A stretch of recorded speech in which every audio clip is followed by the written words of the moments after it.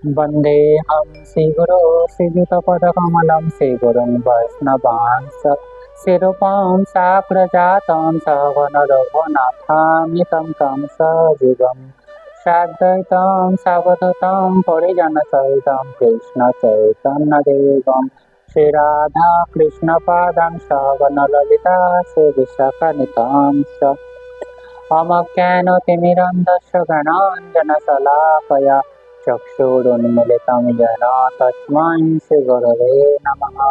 नमो विष्णुपादाय गौराङ्गप्रेष्ठरूपिणे श्रीभक्तिविबुधाय वैवधायति नामिने वाञ्छाकल्पतरुभ्यश्च कृपासिन्धुभ्येव च पतितानां पावनेभ्यो वैष्णवेभ्यो नमो नमः।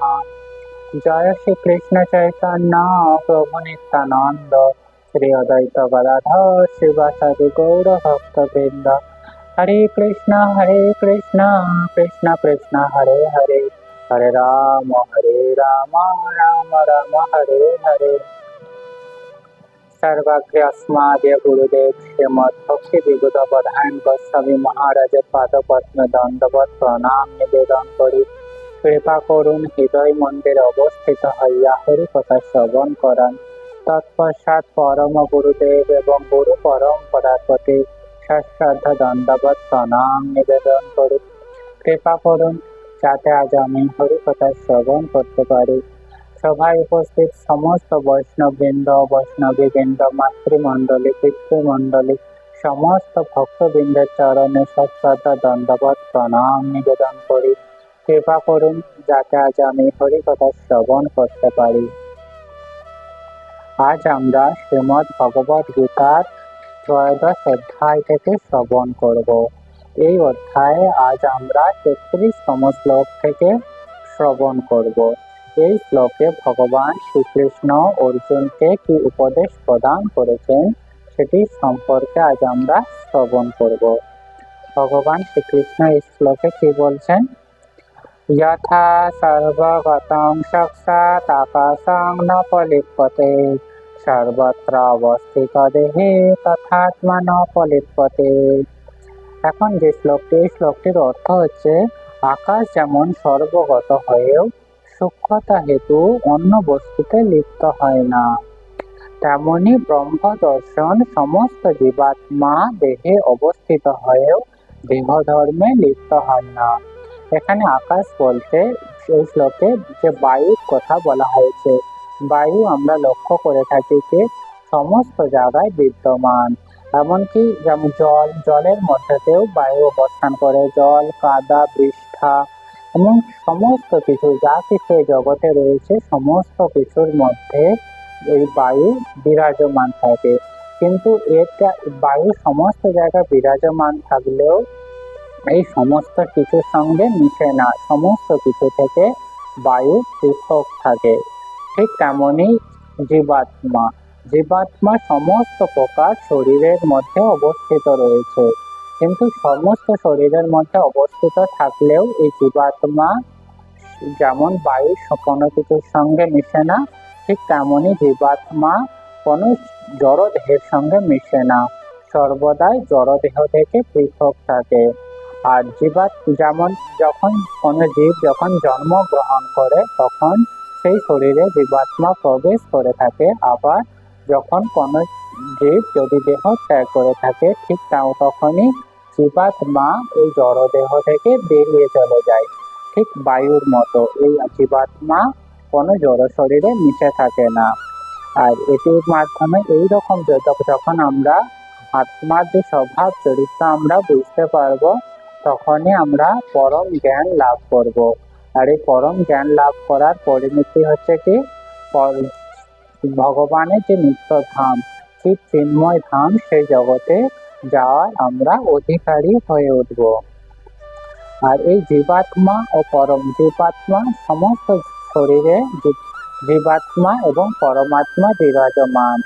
আর এই জীবাত্মা ও পরমাত্মা হচ্ছে এক, আবার অন্যদিকে হচ্ছে ভিন্ন। কিভাবে এক? জীবাত্মা হচ্ছে ভগবানের অংশ, চিন্ময় অংশ। আর জীবাত্মা জীবাত্মা এবং পরমাত্মা হচ্ছে গুণগতভাবে এক, কিন্তু পরিমাণগতভাবে এক। এটি আমাদের সর্বদাই মনে রাখতে হবে। জীবাত্মা এবং পরমাত্মা যে এক অথবা ভিন্ন, সেটি কিভাবে বোঝানো হয়? জীবাত্মাকে অণু চৈতন্য অর্থাৎ অতি ক্ষুদ্র চৈতন্য বলে বলা হয়ে থাকে এবং পরমাত্মাকে বিভু চৈতন্য বলা হয়ে থাকে। এইভাবে জীবাত্মা এবং পরমাত্মা পৃথক। এর পরবর্তী শ্লোকে বলেছেন, যথা প্রকাশতে কৃৎস্নং লোকমিমং রবিঃ ক্ষেত্রং ক্ষেত্রে তথা কৃৎস্নং প্রকাশয়তি ভারত। এই শ্লোকের অর্থ হচ্ছে, হে ভারত, এক সূর্য যেমন সমস্ত জগৎকে প্রকাশ করে, সেই রকমই ক্ষেত্রে আত্মাও সমগ্র ক্ষেত্রকে প্রকাশ করে।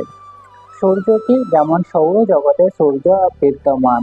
সূর্য হচ্ছে একটি জায়গায় সৌরমণ্ডলের সাপেক্ষে একটি জায়গায় স্থিত হয়ে সমস্ত কিছুতেই সূর্য রশ্মি প্রদান করে থাকে। যেমন সূর্য রশ্মি পৃথিবীর সমস্ত জায়গাতে লক্ষ্য করতে পারি, কিন্তু সূর্য কি একটি জায়গা থেকে সেটি সূর্য রশ্মি প্রদান করছে। ঠিক তেমনি জীবাত্মা যে কোনো জড় শরীরের মধ্যে অবস্থান যখন করে, সেই শরীরে অবস্থান করার ফলে সমস্ত শরীর সতেজ হয়ে থাকে, সমস্ত শরীর কার্যকরী হয়ে থাকে। এভাবে সূর্যের সঙ্গে জীবাত্মাকেও তুলনা করা হয়েছে। সূর্যের যে গুণাবলী একই জায়গা থেকে সমগ্র জগৎকে প্রকাশ করছে, ঠিক তেমনি জীবাত্মা জীবের শরীরে অবস্থান করে সমস্ত জীবকে প্রকাশ করছে। আর এইভাবে হচ্ছে কি, এই সমস্ত জ্ঞানগুলি কি জ্ঞান, এই সমস্ত জ্ঞান যখন আমাদের অর্জন করব, তখনই আমরা যে ভগবান সম্পর্কে এবং আত্মা সম্পর্কে আমরা জানতে পারবো।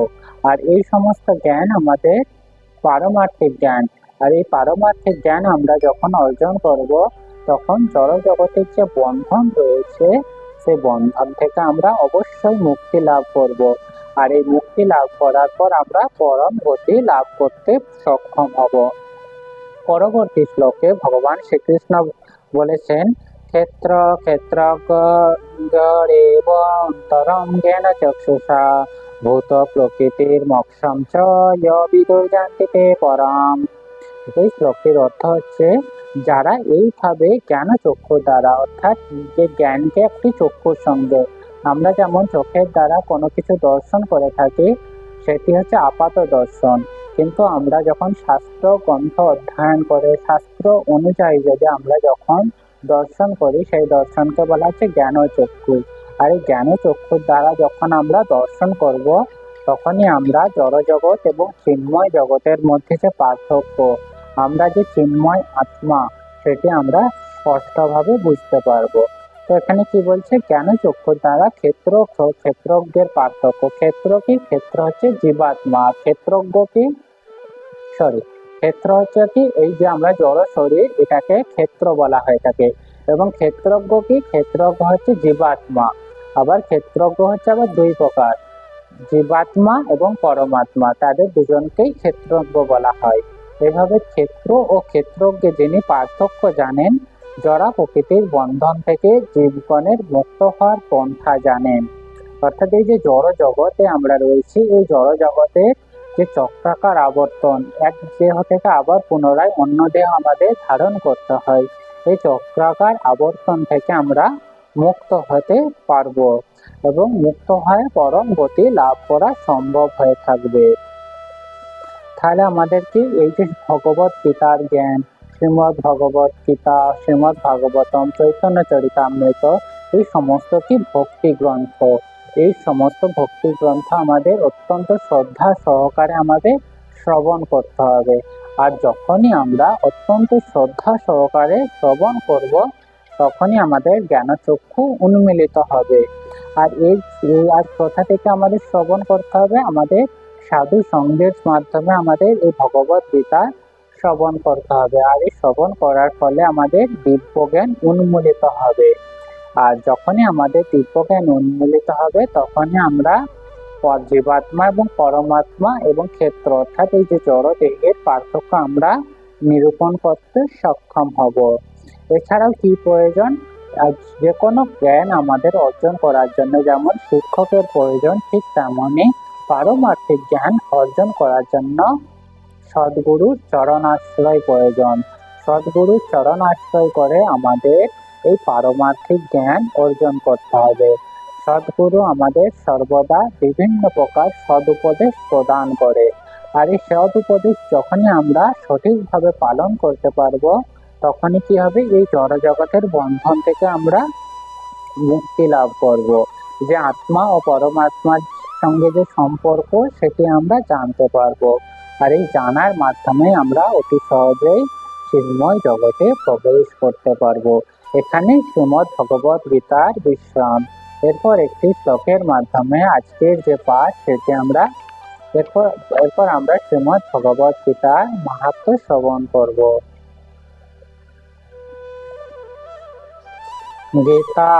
গীতাধ্যায়নশীলস্য প্রাণায়ামাপরস্য চ নৈব শান্তিঃ পাপানি পুনর্জন্ম কৃতানি চ। কেউ যদি আন্তরিকভাবে ভগবত গীতা এবং অত্যন্ত গুরুত্ব সহকারে ভগবত গীতা পাঠ করেন, তাহলে ভগবানের করুণায় তার অতীতের সমস্ত প্রকার পাপকর্মের ফল তাকে প্রভাবিত করতে পারে না। এরপর একটি কীর্তনের মাধ্যমে আজকের যে পাঠ সেটি আমরা বিশ্রাম প্রদান করিব।